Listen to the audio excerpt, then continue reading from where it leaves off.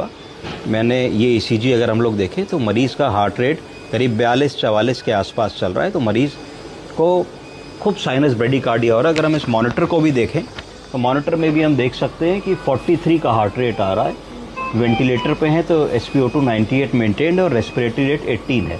तो इस पेशेंट में हम लोगों को टेम्परेरी पेसमेकर लगाने की ज़रूरत पड़ेगी। तो टेम्परेरी पेसमेकर ये होता है, दिस इज़ टेम्परेरी पेसमेकर। अब मैं आपको इसके कंटेंट्स के बारे में बताऊंगा कि इसके अंदर क्या क्या होगा। तो इस टेम्परेरी पेसमेकर के बॉक्स को जब हम खोलेंगे तो इसमें हम लोगों को एक ये लीड मिलेगी।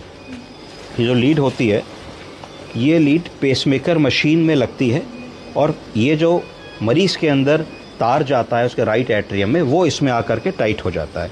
तो ये कनेक्शन लीड है, this is between the pacemaker device and the patients heart. उसके बाद अब मैं आपको पेसमेकर दिखाऊंगा कि पेसमेकर क्या होता है। तो ये पेसमेकर की डिवाइस है।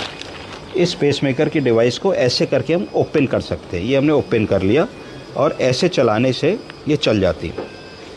इस पेसमेकर डिवाइस में 3 बटन लगे हुए हैं, 1 2 3। पहले बटन में क्या लिखा है? रेट।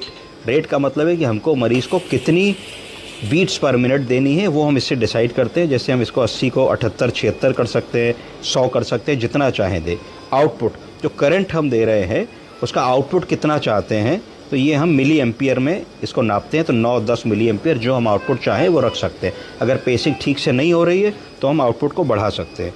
और ये मिली वोल्ट में करंट होता है कि कितने करंट को पे हम ये इसको सेट कर रहे हैं। तो जनरली हम लोग रेट 20 रखते हैं, आउटपुट 10 रखते हैं और सेंस जो है 2 पे रखते हैं। ये बैटरी दिख रही है कि अभी हमारी बैटरी फुल्ली चार्ज है। और ये सेट करने के बाद मिस्टेक ना हो तो इसको हम बंद कर देते हैं, जिससे कि जब मरीज़ को पेसमेकर लगे तो कोई सेटिंग गलती से भी चेंज ना हो जाए। इसमें बैटरी होती है, इसको हम लटका भी सकते हैं। ये इसमें लटकाने का एक हुक होता है, इसको आप कहीं पर भी लटका सकते हैं। तो इस तरीके से मरीज़ की टेम्परेरी पेसिंग 3-4 मिनट का प्रोसीजर है, जो ICU में इमरजेंसी में कई बार करना पड़ता है। Thank you.